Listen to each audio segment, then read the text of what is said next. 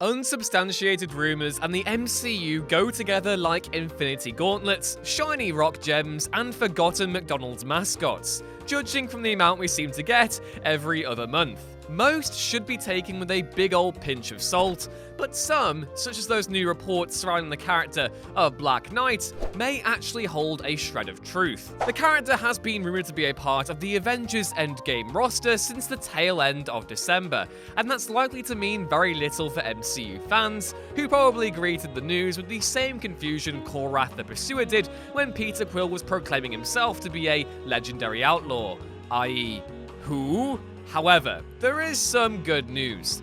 Black Knight is actually a pretty interesting Marvel character, and his possible inclusion in Endgame should give plenty of cause for fans to be excited. Granted, that might be difficult, given the relative obscurity of the hero himself, but with evidence now potentially lending weight to rumors that he is to appear in the MCU, it makes sense to get to grips with the character, his history, and just why exactly true believers should anticipate his arrival. So, I'm Yoon from What Culture, and here is everything you need to know about Black Knight. Number 7, there's a reason why you've probably never heard of him. Since the character of Black Knight was first introduced to Marvel Comics in 1955 by Stan Lee and Joe Maneely, he's experienced both highs and lows. For starters, there have been 3 different versions of the character, but the most famous is Dane Whitman, who was first introduced in 1967 by Roy Thomas, John Verpooten, and George Tusker. Whitman is the version most likely to appear in the MCU, having spent some time with the Avengers, but despite having stints on Marvel's most famous supergroup, he hasn't managed to find his way into other media on the regular. In fact, his only appearance in animation came in an episode of Avengers Earth's Mightiest Heroes. That show was amazing, by the way, oh my god, and he's only managed to break into the gaming medium on 3 occasions. Once in an arcade game from 1995, a Facebook game in 2012, and then in a DLC pack for LEGO Marvel Avengers. Factor that in with Knight not being a regular feature of Marvel's comics, and it becomes easy to understand why he isn't considered to be among the most prolific in the publisher's library. Still, this wouldn't be the first time Marvel Studios have taken once obscure characters and transformed them into mega hits. Pretty much everyone reacted with equal when a film centered around the Guardians of the Galaxy was first announced, but given how the MCU is yet to put a foot wrong in their latest phases, expect Knight to be a welcome addition should he arrive. Number 6, he has ties to Captain Britain. Last year there were rumours that none other than Guy Ritchie was in talks to helm a Captain Britain movie for Marvel, and though they too should be taken with a whole lot of salt, let's make it a bowl this time, the fact that Black Knight could appear in the MCU may also lend support to the theory that the film actually is in development. But for what reason? Well, Black Knight and Captain Britain actually share a lot of history, with the two having served together on the original Defenders back in the team's early stages. Afterwards, the pair went on to do the same again in 1996 with the founding of MI13, an offshoot of the UK's Secret Intelligence Service that recruited from the country's metahuman population, so they have a pretty solid relationship in the comics. The same report that claimed Ritchie was involved in the production of a Captain Britain film also purported that Black Knight would appear as a supporting character, and an appearance in Endgame would certainly make his arrival a lot easier. Number 5, he wields the ebony blade, and it almost appeared in Doctor Strange. The Black Knight, as with most knights, at least the cool ones, wields a pretty spectacular weapon. However, this isn't just any medieval artifact, it's the ebony blade. The blade was wielded by the original medieval Black Knight named Sir Percy of Scandia back during Stan Lee and Joe Maneely's original run on the character, and it has been passed down to each generation of Black Knight ever since. With Whitman being a great descendant of Sir Percy, he is the most recent figure to wield the blade, which is also enchanted and, let's face it, looks really cool. Interesting to note, however, is that the weapon very nearly appeared in 2016's Doctor Strange, as a weapon locked within the armory of Carmitage, where Strange went to train. For one reason or another, the blade was pulled from the script, which may actually hint that Marvel do indeed have plans to use both the blade and the character of Black Knight in the future. Ultimately, the studio probably just didn't want to have to force a retcon like they did with the Infinity Gauntlet, which was originally housed in Odin's vault until it was revealed to have been a fake by Hela in Thor Ragnarok. Number 4, Black Knight has been both a hero and a villain. Dane Whitman may be a descendant of the original Black Knight, but he's not the only figure from the modern age of comics to go by that name. In fact, in recent times, more Black Knights have been villains than they have been heroes, making his role in the MCU, if he is actually to join it, something of a mystery. Before Dane wielded the ebony blade, a figure known as Nathan Garrett uncovered his ancestor's tomb and wielded it for his own nefarious purposes.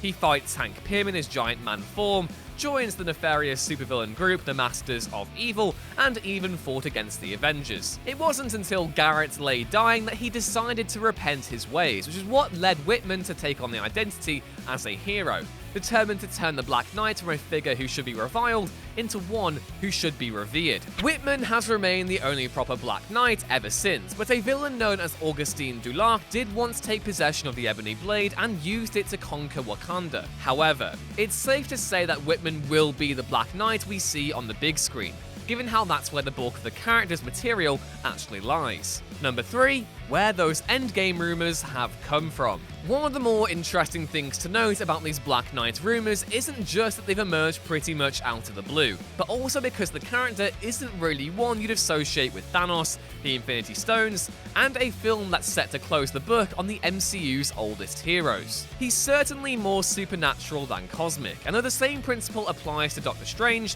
that particular character has been rolling with the Avengers for literal decades, and was heavily involved in the fight to take down Thanos back during the original Infinity Saga in the early 90s. Endgame has a monumental task ahead, with the film certain to not only resolve Infinity War's cliffhanger ending, but also to close the book on several key Marvel characters too, including the likes of Iron Man and Captain America.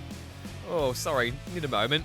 All that while also laying the groundwork for Phase 4, which is widely expected to be the MCU's most unique yet. It is perhaps that last aspect that fans are most intrigued by, as this is where Black Knight is set to come in. Just before the new year, MCU Cosmic Jeremy Conrad claimed on Twitter that, quote, Marvel does have a plan for Black Knight, and they already know how he'll be introduced, intimating that the character could yet take a key role in the franchise's coming years. Number 2, Marvel may be teasing it with their comics. Although Conrad's claim that Black Knight would appear in the MCU had no known source or even evidence, an interesting development has emerged in the weeks since, and it's all thanks to Marvel themselves. Since the MCU exploded onto the scene in 2008, Marvel Comics has gone to great lengths to cash in on the popularity of those films.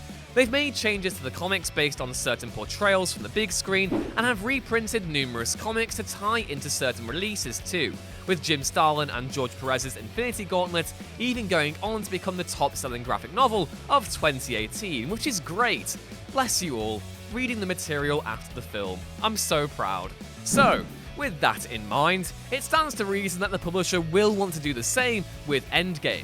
Fortunate for us, it was recently revealed that the company would be making a new wave of their True Believers series, which are reprints of classic issues set to hit shelves at the same time Endgame hits theaters. As noted by Newsarama, 2 of the issues scheduled to release are reprints of Avengers number 71 and number 343, the first of which is even titled Endgame. That issue also saw the introduction of Black Knight to the team, while 343 sees the character fighting the swordsman, the man who trained Clint Barton, aka Hawkeye, aka Ronan, aka the world's best Avenger. So there you have it. Number 1, he may be tied to the quantum realm. Although Ant-Man and the Wasp released to a somewhat muted reception last summer, it's possible, if not downright probable, that it could be the most important entry in the franchise yet. The film, which sees Scott Lang and Hope Van Dyne team up to rescue the original Wasp, spotlights a dimension called the quantum realm pretty heavily. Think of it kind of like a microverse, where the laws of time and space don't actually apply, and where endless realities could be lying in wait. It's likely that the only reason Scott survived Infinity War's decimation was because he was exploring the quantum realm while it happened. But with the possibility of there also being alternate realities out there too, fans have speculated that the realm could open the door to characters like Black Knight entering the MCU, a theory that was heavily hinted at by Conrad in the tweet flashing artistically on screen now. Woo, look at it go, there it is. Also important is the fact that, in the comics, Black Knight has been spending most of his time in a place called Weird World, which is not only the place where Jules harbors his most decrepit fantasies, but could also end up being one of the realities the quantum realm is hiding. Ooh, how exciting. Well, there you have it. That's most, if not everything, you need to know about Black Knight before Avengers Endgame hits theaters this April.